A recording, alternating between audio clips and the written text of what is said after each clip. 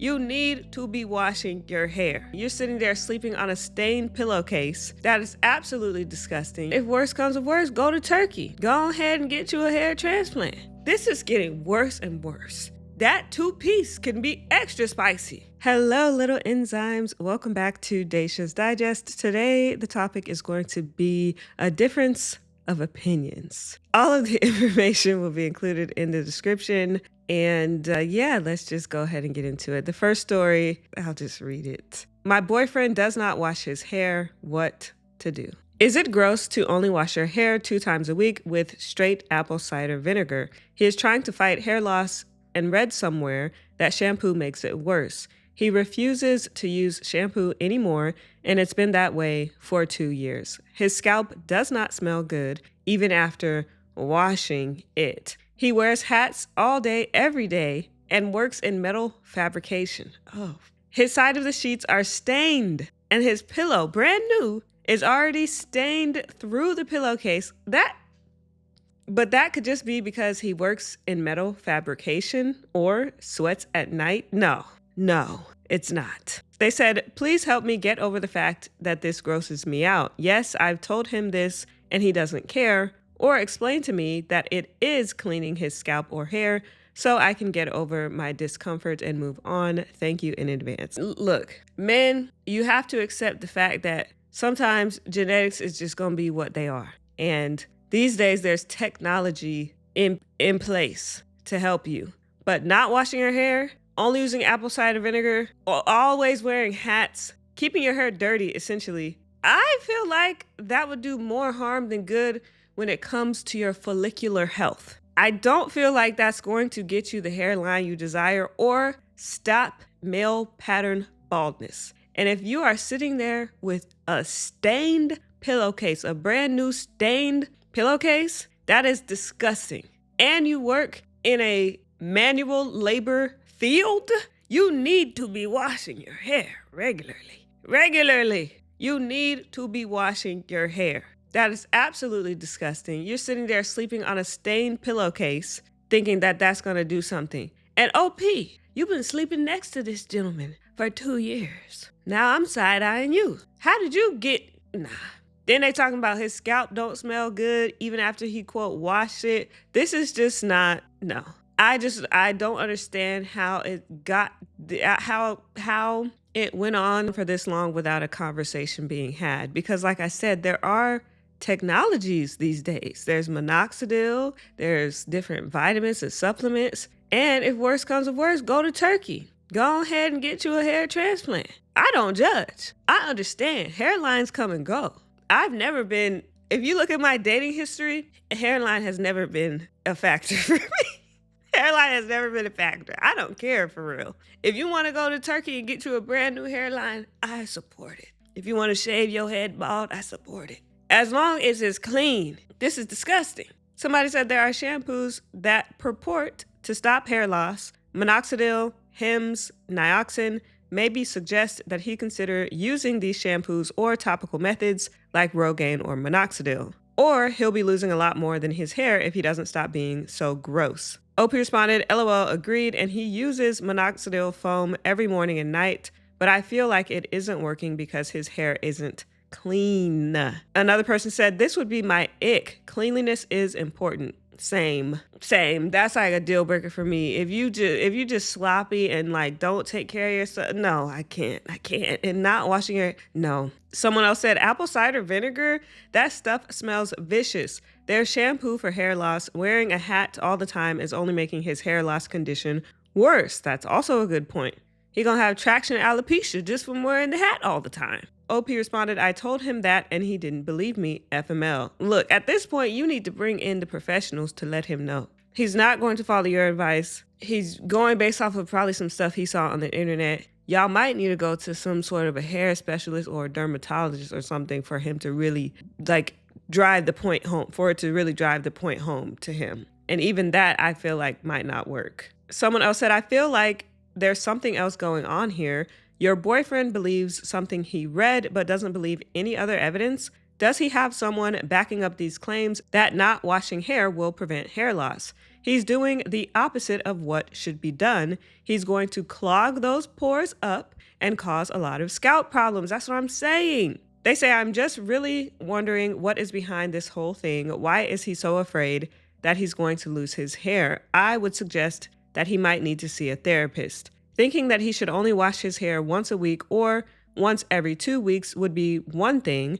To never wash and not recognize how gross that is indicates to me some sort of underlying issue. Right. Someone else said, I can't believe you've been putting up with this for so long. Washing twice a week in and of itself isn't enough for people with short hair. If he has long hair, it might be okay if he's using shampoo, but he isn't. A lot of people seem to think vinegar can replace soap, and it sort of can when you're cleaning surfaces in your home, but it's not an adequate substitute for laundry detergent, and it's definitely not an adequate replacement for body wash or shampoo. Facts. So no, he's definitely not cleaning himself properly, and poor hygiene can absolutely be a deal breaker for a relationship. I hope you're not the one laundering his nasty pillowcases, but deep down, I'll bet you are, and I need you to know you deserve better. If he's really worried about hair loss, he needs to talk to a doctor or at least a barber, someone who knows what they're talking about, not some quack on the internet. Yes, you can soak laundry in vinegar or use vinegar in the rinse cycle to soften and deodorize clothing, but it's not detergent. You still need detergent. Completely agree with this person. Like I said, they need to bring in some sort of a professional that has knowledge and knows what they're talking about, some evidence-based information to get through to this young man. Opie responded, thank you. I needed to hear this. I've told him this, and he does have chronic back acne. And I told him why, but he doesn't believe me. And yes, I wash his pillowcase. And yes, I about gag every time. That is just disgusting. How are you laying next to this at night? Now I'm getting mad. That's disgusting. I would be sleeping on the couch. I'm not even gonna lie. I wouldn't be able to do it. I'm surprised he doesn't have face acne too, because your pillowcase is a large part. You sleeping on it, you tossing and turning at night. You got apple cider vinegar and factory sweat just mixing together. All the bacteria. Someone said he's trying to fight hair loss, but he wears a hat every day. Does he not know that wearing the hat is likely causing traction alopecia? Opie responded, I've told him this. He refuses to not wear hats unless socially unacceptable, like a funeral. I think because he's insecure about the hair loss. He's refused to go to a nice restaurant with my parents and I, because they don't allow hats inside. We never go to nice restaurants, so I was pretty upset. Yeah, definitely some therapy. It needs to be in order. At some point, you gotta come to terms with it, bro. I know it's sad, but all good things come to an end at some point. So there was an update. They say, hey all, thank you for all the suggestions and comments. I've read them all and digested them. Firstly, we've been through a lot together. Making the solution of just leave, not my first thought because I want this to work. He's a good man that has been misled by information. I think so anyway. We had a conversation the night I posted this and it didn't end well at all. He gave me the silent treatment after I brought it up and just said, I'll just shave my head. Over and over, anytime I tried to talk to him about other options. I never said for him to shave it, but he was insisting. I'm guessing to stop it from even being a conversation. He was mad and being not nice to me at all when he did actually respond. I slept in the living room because I wanted to give him space. In the morning, he was leaving for work and he said bye, and I said, that's all you have to say to me? Then he proceeded to say some hurtful things to me, that I only care about my own feelings, not his, and I don't want to help his problem, but to help myself. When he said that, I got extremely sad and upset because he should know me better than that after the length of time we've been together. I told him if that's how you view me, then why am I even here? Because that's not how I am at all, and he knows this. I think his ego was hurt. I told him that I genuinely do not think what you're doing is helping you, nor is it healthy if your hair and scalp smells. And it's also affecting me more than I'd like. So I was hoping we could find something you are okay with that also makes me feel better about the situation. Then he left for work. That night we talked about it again, wasn't getting anywhere as he refused to consider using shampoo. Fine, whatever, as long as it doesn't smell. I don't care what you do or use. But it got into an argument about my motive for the conversation again and only wanting to help myself, only caring about myself, which I again explained it is about me, but you as well. It's about both of us. Something you're doing is bothering me to this extent, and I'd like to try to find a compromise. He could not accept that as the truth for whatever reason, and I have always been a very honest person. At one point, I just cut him off and said, "Why are we even arguing about this? You need to wash your hair. It smells and it's gross, and this shouldn't even have to be more than a simple conversation. I don't care if you don't use shampoo so long as your hair doesn't stink and leave residue. What are we doing?" Facts. Right. Like, for real. Riddle me that. They said, then we sat in silence for a while. I was fuming. After calming down, he settled on trying a baking soda paste with white vinegar, as some of you had suggested. And if that doesn't work, he said he'd try a conditioner co-wash. Honestly, a conditioner co-wash would be way better. At least you're getting some sort of a, like, it's not a soap, but you're getting something like thicker that can actually help the hair and cleanse it a little bit. Apple cider vinegar is not it, bro, at all. And a conditioner co-wash will help your hair to be soft. I know some people who only do, like, they'll maybe wash their hair, and this is probably Black people. I don't know if white people can get away with this, but they'll only wash their hair with shampoo like maybe once or twice a month, and then on the alternating weeks, they'll just do like a co-wash with conditioner so their hair isn't like super dry. But look, that's better than nothing for this situation here. OP finished and said, I am okay with this solution, but we didn't get there without a lot of unnecessary arguing. I'm still pretty upset, but I'm letting him try to keep his word on what he said he'd try. If he doesn't, then I'll reevaluate.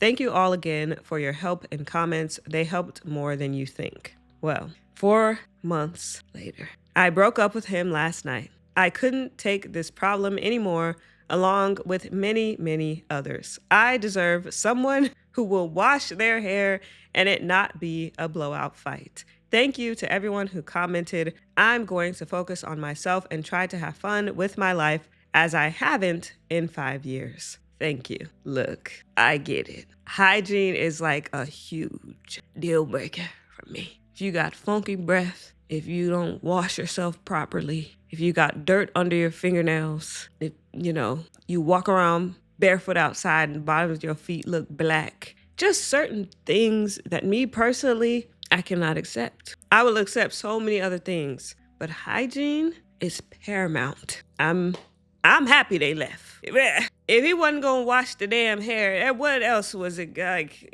There wasn't anything else to do there. The next story, am I the a-hole for rejecting my husband's attempts at intimacy? Sorry for the excessive background, but I feel like it adds context. I, 30 female, have been with my husband, 32 male, for 4 years. We have a toddler, 2 female together, and have lived together just as long. So 2 years or 4 years? I don't know.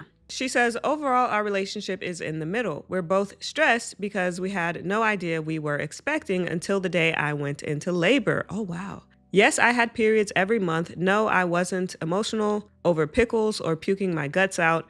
Following birth, I had postpartum depression and postpartum anxiety. We've been extremely tight on money, have family drama on both sides, and our own personal issues. I work the most and therefore pay around 70% of all bills because my husband's job only has so many hours available. So I work my ass off. Nah, I can't get past that. I'm sorry. I was going to continue. No. You put your body through pregnancy. Now, granted, you didn't know you were pregnant, but then you had postpartum depression and postpartum anxiety and just having to deal with the baby in general and the pregnancy. Y'all been together for 4 years. I have some questions about his job. How long has he been at that job? Has he been looking for another job? Because it's one thing to say, yeah, things have been tight because he doesn't get as many hours, But has he been looking for a job where he can get more hours? As a man, I know this might sound a little crazy, but as a man, if I were a man, I would feel quite uncomfortable with my wife and the mother of my child paying 70% of the bills while she has to deal with postpartum depression and anxiety And my only excuse is, oh, I just don't get enough hours. And so what's your plan for getting more hours? That would be anyway, that's just crazy to me. He only has so many hours available. Okay, get more hours. Go somewhere else. Get another job. You got her over here paying 70% of the bit. She said, so I work my ass off to make as many tips and work as many hours as possible just to ensure we have enough for rent. Because then on the flip side, you have her over here busting her ass, working as many hours as possible, making it work, probably picking up shifts here and there, smiling hard at rude customers, doing everything she can to make the rent. That just don't sit right with me at all. At least contribute 50%. Like, you know, in this day and age, that's what everybody wants, 50-50. Like, at least you're not even doing that as a man.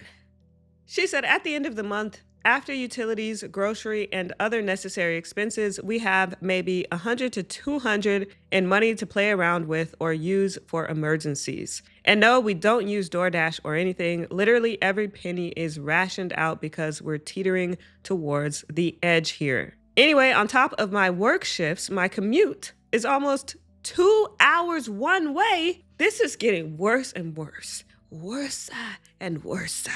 2 hours one way because I take the bus and train. Listen to this. He picks me up from work 2 or so days, depending on what's going on and how he's feeling, which shortens the way home to about 20 minutes. I knew there was something wrong with it. I knew there was something like normally I wouldn't be so hard on a situation. Maybe I would, but I just knew something didn't sound right about this situation. You're letting your wife pay 70% of the bills with everything else going on. And then come to find out you're making her commute 4 hours total daily when she can commute 40 minutes total daily with your help. Because it depends on how you feel. I know this man ain't trying to do right. Any person, man or woman, talking about I just don't get enough hours. You're not trying hard enough. I'm sorry. Actually, I'm not sorry. That's not a valid excuse for me. And come to find out you got your wife commuting a whole 3 hours and 20 minutes extra a day because you don't feel like it or something came up. Something is not right about this situation. I'm sorry, I keep stopping. Let me just try to get through it. I'm gonna just try to get through it. She said he picks her up from work 2 or so days, depending on what's going on and how he's feeling, which will shorten the way home to about 20 minutes from 2 hours, mind you. So when I get home, I'm exhausted. My back hurts, my feet hurt. I suffer from chronic migraines and what is GERD? GERD is it's like heartburn, gastroesophageal reflux disease. Basically, the stomach acid flows back up into the esophagus and causes heartburn. It's like extreme heartburn. She said, I just recovered from a kidney infection in which an ambulance took me from work, and I'm on the brink of falling asleep just going home. My husband takes care of our daughter when he gets home from work, which is around 7 hours before I get home. She's at the age where she's a handful on better days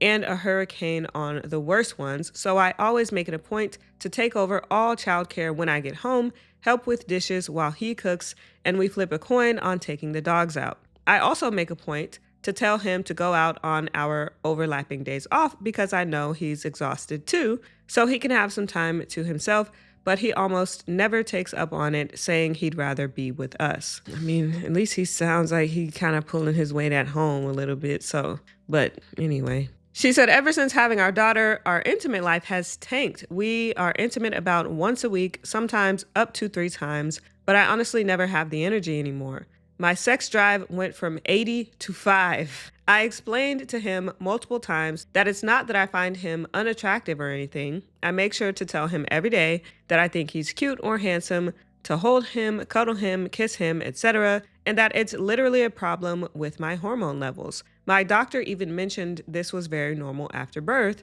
Add life's many obstacles, and intimacy is the last thing that I'm thinking about. When I do get in the mood, I'll let him know. Straight up tell him I'm trying to have a 2-piece spicy, and we will do all the flirty things to get the point across. just for one of us to fall asleep before we get there or for our daughter to wake up looking for us. This past week, he's been very forward about wanting a 2-piece spicy. And I've been on the same page about it, but once again, life got in the way. The first night, I had an extra stressful shift that made me just want to be held. The next, I was down, but he was in a bad mood. The third day, we were both into it, but I wasn't feeling well and started throwing up before we could do anything. Today, I had another long, stressful shift and straight up told him I wanted us time. Exact words were, I want to spend some quality time together tonight. I miss you. So I was expecting that once our daughter was down, we'd cuddle up on the couch, watch a movie,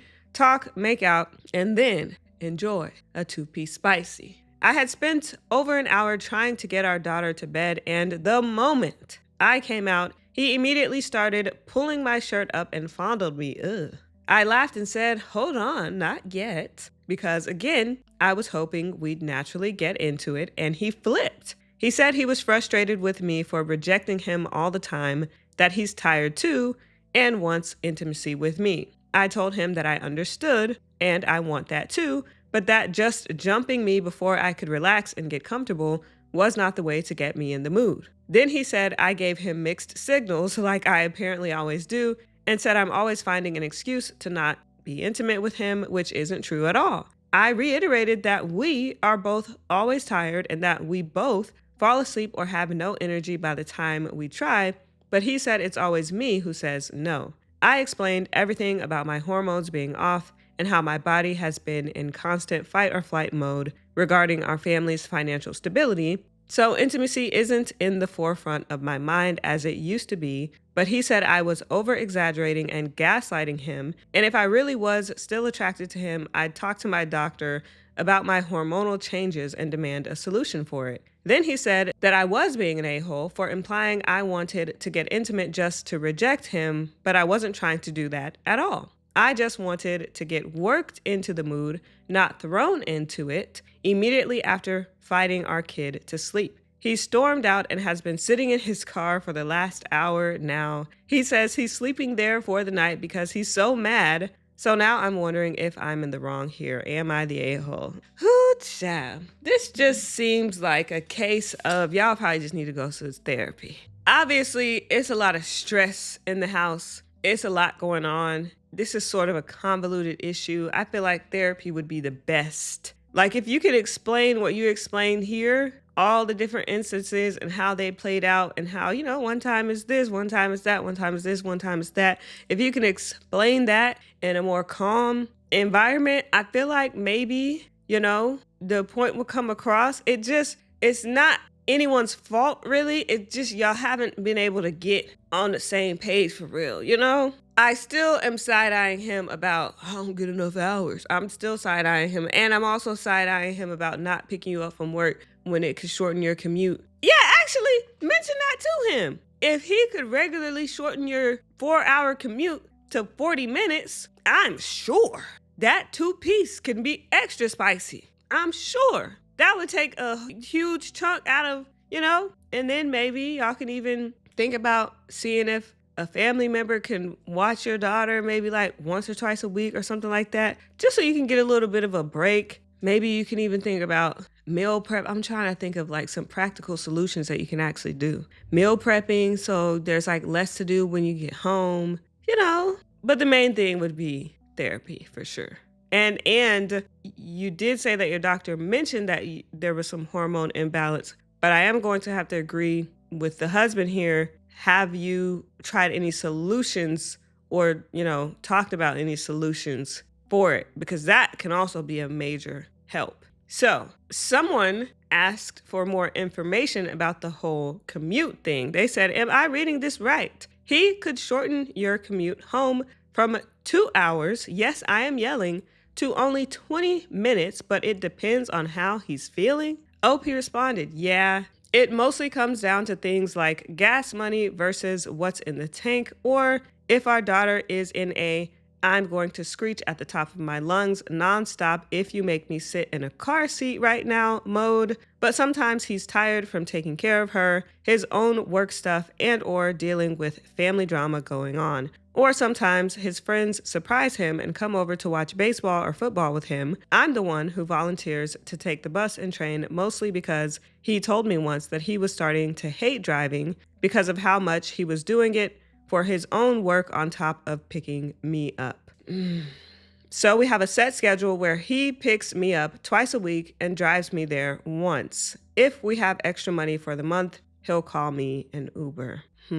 I think I might have to just revisit that. Like, is there any way where, like, can he take the bus and train to his job 3 days out the week and then you take the car 3 days out the week? Why is it only him having the car? Maybe because he has to get the daughter. Maybe that's why. I would just really have to explore some more options regarding that. See if I can come up with another solution. Maybe even him getting you 3 or 4. Well, because the work week is 5. So maybe him getting you 3 days a week instead of 2. Or taking you 2 days a week and getting you 2 days. 4-hour commute daily is insane. I just couldn't imagine. And it's not like it's like non-productive time. Unless you're a video editor or influencer or something where you can like work from your phone, or some kind of job where you can work from your phone. Then being on the bus and train for 2 hours there, 2 hours back is nothing, because you could still be like trying to be productive. But 4-hour commute, that's just such a waste of time. That would annoy me. Shoot, I might even get on the bike. I might even buy a bike. That bike be faster. But anyway, she continues to explain, a second car is out of the question because I used to have a car. A drunk driver totaled it after hitting me on the freeway at 118 miles per hour, leaving me hospitalized for a while. An injury caused by the drunk driver made it incredibly uncomfortable for me to drive. I feel safer for myself and others by taking public transit. Just before the accident, we sold his car since we never used it. Our apartment charges $250 per car. It was too small to fit the car seat in, and we needed the money. We had to use all our savings to buy another car off Facebook Marketplace and cover the rent while I recovered in the hospital. So it's financially impossible for us right now. Because trust me, I'd love to drive myself and my family anywhere we want, but it's not only not financially feasible, but until I've gotten fully better and more confident in driving again, it's also probably safer for others on the road around me.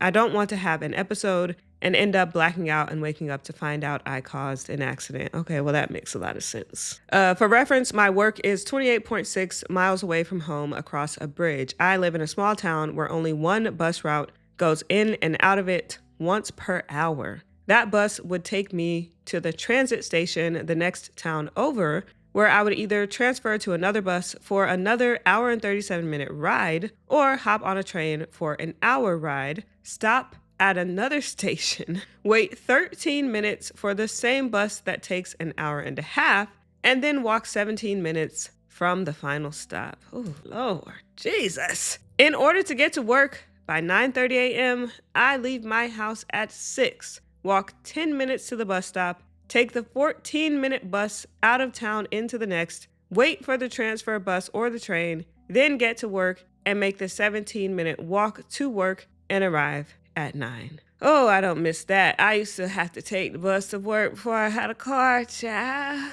I do not miss that. And I rode my bike too in the summer heat in Texas. I was determined. And that's why sometimes this is a tangent, but that's why sometimes when I see stuff like this and hear stories like this guy talking about not enough hours, it just boggles the mind for me, because I had no car and 2 jobs and I was making it to work. I did whatever I had to do to get to work. I was riding the bus. Once I got enough money to get a bike, I was riding my bike in the Texas summer heat, because guess what? The bills needed to be paid. So I did what I had to do. So I don't know. I just feel like people need to be a little bit more creative with their solutions. But again, they sound like they have a lot going on. So maybe it's just not possible. I don't know. Anyway, she said, unlike a car, the bus and train take a particular route that usually stops at every stop. If the bus doesn't stop at every single stop, the ride cuts down to about an hour and 15 minutes. There are no other transfer points that align with the time I need to leave and the time I need to arrive. So yeah, with a car, it's about 20 minutes, 25 with traffic. With public transit, it's around 2 hours, and since it's across a bridge and around a lake, just walking isn't an option. So we have more details. Someone else says, go to your doctor and demand he fix your hormone levels, laughing emojis, not because you're depressed or anxious, but because he isn't getting enough. Men are a walking joke at this point. Why isn't he looking for a better job to provide for his family and take the stress off of you? I'm glad I wasn't the only one. If his job only has so many hours, get another job. I'm glad I wasn't the only one. Then on your days off, he gets to go out, but what about you? You pay the majority of the bills and you take on the majority of the stress. What is he doing? OP responded, to be fair, she always trying to be fair. To be fair, he's starting a new job with full guaranteed hours in about 2 weeks, and he takes care of our daughter while I'm away. As for my days off, I tell him to go out, but he never does. He always wants to stay home, and he always tells me to go out. Either way, we usually just invite both of our friends to our place to hang out. Well, I am happy to hear that a new job is on the horizon, because I surely was judging the young man. Update 5 days later. Hi everyone, I just wanted to thank everyone for the comments and suggestions. I had a long talk with my husband about it once he cooled down, and here's how it went down. He immediately sat down on the couch where I was sitting but didn't speak to me. He just sat there with his arms crossed, but he clearly wanted to say something. So I straight up asked him what the deal was, and he said that he was starting to feel insecure. He said he completely understood where I was coming from regarding my hormonal changes, my stress levels, and my workload, and he appreciates the sacrifices I make to keep us above water. He just felt like he wasn't enough, not making enough, not helping enough, not enough. Well, if the shoe fits, sir. And that he was starting to feel like he wasn't wanted or needed because it seemed to him like I could have easily taken care of her on my own without him. Then, when he yelled at me, which he admitted was not how he meant to react, he got even more upset, not at me, but himself for getting that upset over it in the first place. Kudos to the commenter who suggested that could have been a thing. He said he felt crappy and embarrassed for reacting like that and didn't want to be around me because it was making him more upset at himself. So he sat in the car, yelled at himself, and started reminding himself that he wasn't a freaking kid and that he had to be there for our family any way he could, regardless of his hormones. He was just overwhelmed and overstimulated with all the Bluey, Miss Rachel, super simple songs, the sticky fingers, and the terrible two screeches, and needed me. Oh. He also said that part of it was that our physical intimacy, not just sexual intimacy, was at play. He felt like we just didn't touch each other enough, even platonically, which reaffirmed to him that I didn't want or need him, to which I pointed out that I hold, touch, and kiss him all the time, but he probably doesn't notice because he's always glued to either his phone or the TV as soon as I get home. He then tried to say he wasn't on the phone that much, just that he wants to watch a video or two to decompress now that I'm home so he can refresh from the kid stuff, but finally admitted it when I showed him multiple videos and pictures I've taken while doing things with our daughter, like playing at the park, watching something on the couch, eating at a restaurant, selfies of me and her, etc., along with Instagram posts from friends and family that have him in the background with his nose dug into his phone and earbuds in his ears. The fact that not only her, but family members have video evidence of this man in his phone all the time is crazy. He must really be in his damn phone. She said, which then became a conversation on his concerns about how much my job, specifically my bosses and the owners, is so stressful on me that it makes me come home upset and standoffish without me realizing it, which I totally admit to. And I won't deny that dealing with drunk customers and drunk owners all day makes me drier than a desert. Okay. So we came up with a plan to decrease phone and screen time for both of us, set up a babysitting schedule with friends and Was I not just saying this? Did I not just say this? Play the tape. Didn't I say y'all need to get a family member to watch the kid 1 or 2 nights a week? Didn't I say that? They said set up a babysitting schedule with friends and family so we can have time alone. And I would look into finding a different, closer job with bosses who aren't giving away free booze, then making the staff pay for it. He also said he'll pick me up more nights. So basically, they should have just came to me for advice. So basically, I'm the therapist. I'm kidding. But he also said he'll pick me up more nights, so it'll cut my commute and utilize the drive by taking our daughter to a park down just across the street. He starts his new job next week as well, which should even us out enough for me to go back to working normal hours again so we can spend more time together as a family. We also plan on doing more things outside of the house together, so neither of us are on our phones, giving our baby and each other our full attention, and we're using our pent-up energy more productively. He also promised that next time he's this pent up, he'll talk to me about it calmly. So yeah, that's it. Thanks again to almost everyone that commented. You're appreciated. This is a great update. I'm glad they talked it out and came up with some practical solutions. I'm glad they were able to talk about it and create some compromises, because at the end of the day, that's really all that. It didn't seem like one of those situations that just could not be overcome. It's, to me, sounded like, and obviously clearly was, a situation where they just really had to be creative and think through what they could do to make the situation better. And 9 times out of 10, I feel like that's really all you need to do. If you have 2 mature adults willing to communicate and compromise, then yes, things like this can happen. I'm happy for them. Next story. So the next story is, my 26 male girlfriend, 24 female, openly does not agree with my mom's 62 female choices. Am I unreasonable to break up with her over this? My girlfriend Rachel and I have been together for 8 months. We recently made a trip out west for a little over a week's vacation. Our last stop was paying a visit to my parents. This was the first time my girlfriend met them. We stayed over their place for a couple of days before returning home. When we arrived at my parents' house, my mom said that she got our room ready and to go ahead and make ourselves at home and relax and go in the hot tub if we wanted.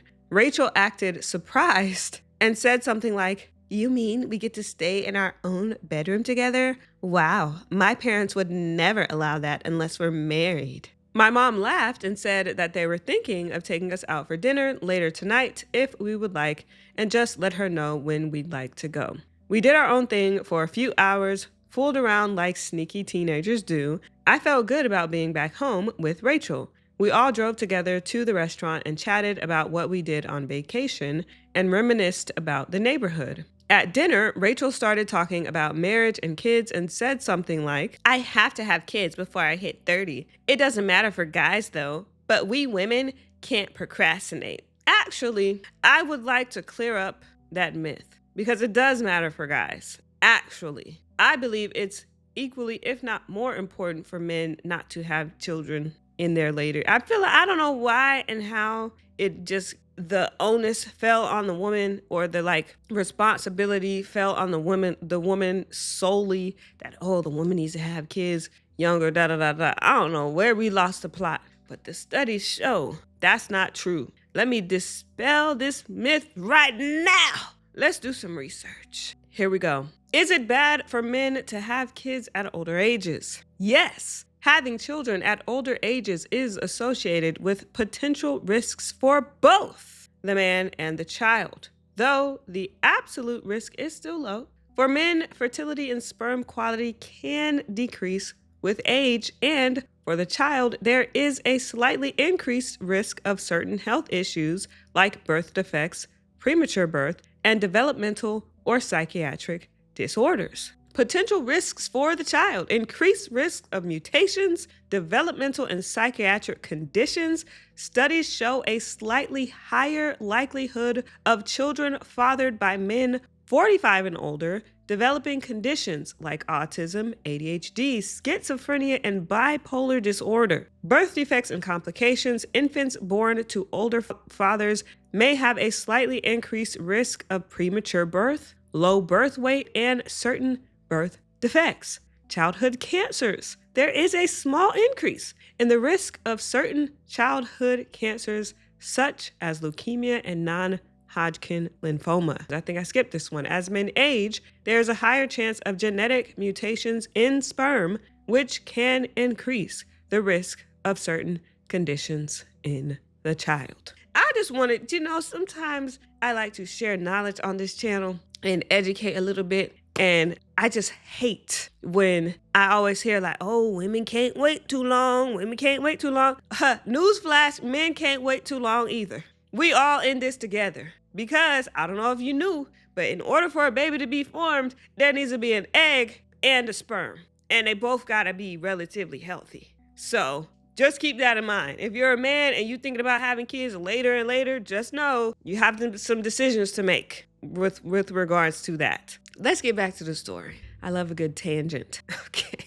The girl's at dinner with OP's parents. She said, it doesn't, I need to have kids before I hit 30. It doesn't matter for guys though, but we women can't procrastinate. He said it was a little awkward. I wasn't sure if Rachel was just nervous or didn't realize my parents had me when they were older or just didn't care. My parents didn't say much, but I know that they weren't particularly impressed by Rachel. When we got back to our own room for the night, I asked Rachel why she brought that up, and didn't she know that my mom had me older? She said she knew that, and that she doesn't agree with my mom's priorities, and that my parents are too liberal. The next day, we returned back to the other coast. I love my parents, and my mom is amazing. I like Rachel's frankness. I always found it refreshing, but she just came across tactless to me. I'm kind of bugged by Rachel's behavior. It's weird, but I feel like her not respecting my mom means she does not respect me. I think this is grounds for breaking up, but I am not sure if I'm being irrational. Any advice or thoughts? Go ahead and let it go, buddy. This is a sign of things to come, okay? You're only 26. Just go ahead and let it go before it gets worse. And y'all been together for 8 months. She already starting to act like this at 8 months. Next thing you know, you gonna look up and she gonna have a red hat on. Next thing you know, just hang it up, buddy. Just hang it up. Just hang it up. Someone said, quote, oh my God, why are we allowed to stay in a room together? End quote. And then they say, fools around with you in your parents' home, sleeps in the same room with you. And then another quote, geez, OP, your parents are just too liberal, end quote. And then they added, honestly, where does this girl get off?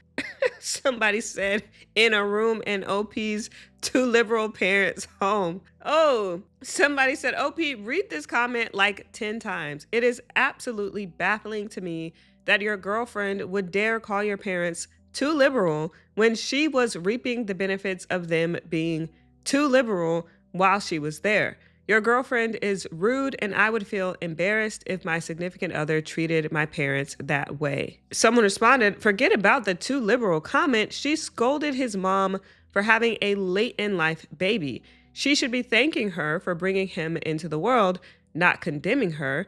And that's aside from how crazy rude it is to comment on someone else's reproductive choices, period. Someone else said, your real problem is that you and Rachel appear to come from different backgrounds in terms of values, and that she clearly believes her family values are inherently superior. She was lightly rude to your parents in person based on this account, and really rude in private when speaking about your mother's choices to you.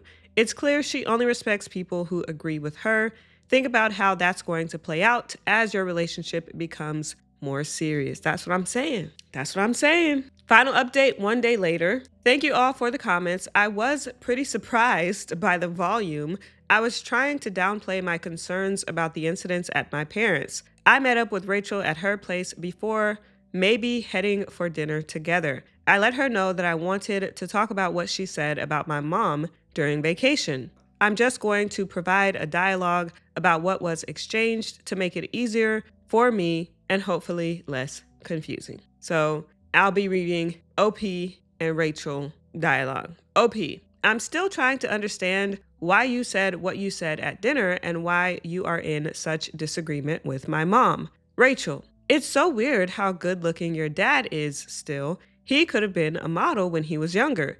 Your mom is not anywhere in the same league as your dad. Huh? What does that have to do? OP, I don't understand what you're talking about. Rachel, I think it's odd that they are together. It's creepy. What? OP, my parents love each other. I don't get the problem you have. I think that you purposefully brought up having kids earlier than my mom to criticize her. Rachel, well, I don't like your mom. I don't have to like her. Interesting.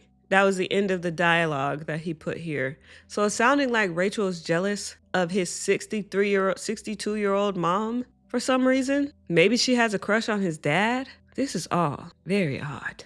Opie said the rest of the conversation was more pulling teeth. I had already given thought about what happened last week, and I guess I share a chapter or two from my parents' book. I want to feel confident about my partner. Rachel gives me doubt, not comfort. A lot of comments mentioned that I may have been oblivious, and what I initially perceived as frankness was likely always tactlessness, that I may have not noticed it was tactlessness because I was in agreement. I think these were factors, but I also didn't agree with Rachel always on her opinions. I just didn't disagree either. I broke up with Rachel last night. Her parting words were, "A mama's boy is just plain ugly, and you're cursed with your mom's looks." What? That is so odd. Edit. So I rang my parents to let them know that I broke up with Rachel. I spoke with my dad first, and he said, "You made a good decision. She was dumber than a box of hair."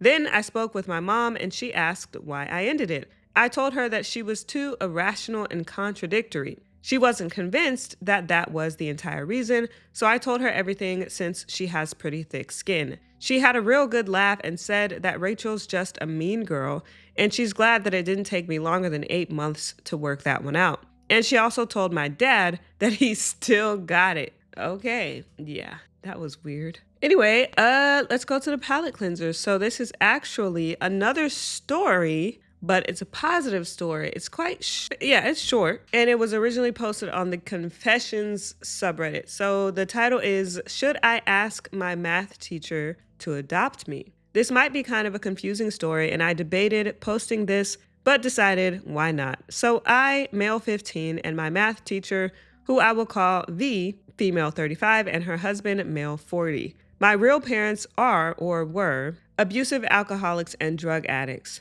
They got arrested last year, and I was going to enter the foster system. Now, I had already told V about my struggles with my parents, and I confided in her about me going into foster care. So I guess she jumped in, and her husband somehow became my foster parents. I absolutely love living with them, and I feel like I have a true family for the first time in what feels like forever. I really want to ask them to adopt me.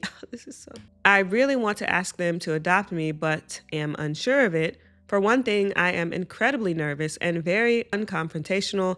And second, I know the foster system gives people money to take care of the child, so maybe they would be better off just staying foster parents. Also, they already make quite a bit as my foster dad is a doctor. I just don't know what to do. Could anyone please give me advice? Someone said, even if you don't want to straight up ask them to adopt you, just tell them something similar to what you said here. It's going to mean the world to them. Someone else said, please tell them this. Adopting you might not be an option at the moment because your parents first need to have their parental rights terminated.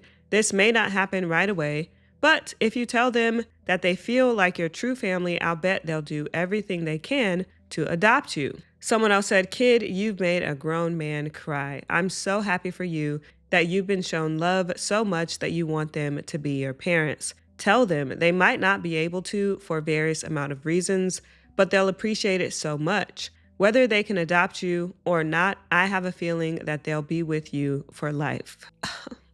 These comments. Someone said, math teacher here who adopted a 15-year-old student of mine. 10 out of 10 would recommend. That was 16 years ago, and she's getting married in September. Another person, one of my closest sisters, isn't blood related. She was our babysitter and her parents died in a fire. She became a ward of the state and lived with us all through college.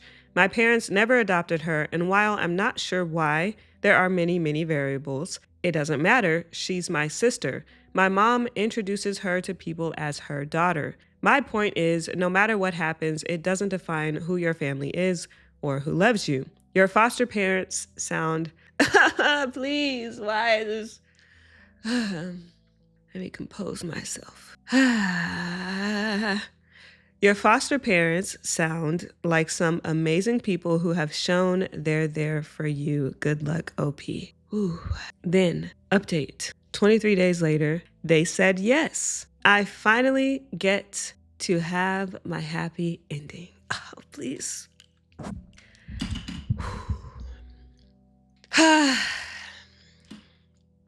Why am I about to cry? This is crazy.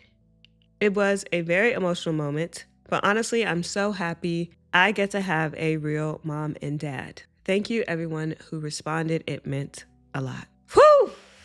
That one got me. I'm not gonna lie. That one got me. Oh, anyways, thank you guys so much for watching. I'll see you in the next video.